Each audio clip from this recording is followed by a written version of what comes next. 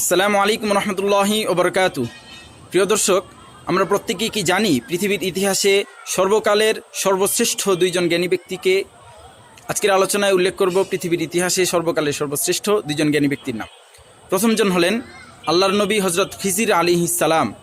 সূরাতুল কাহফের 65 নং আয়াতে আল্লাহ বলেন, ফাওয়াজাদা আবদাম মিন ইবাদিনা আতাইনাহু রাহমাতাম মিন ইনদিনা ওয়া আল্লামনাহু মিন লাদুন্না ইলমা।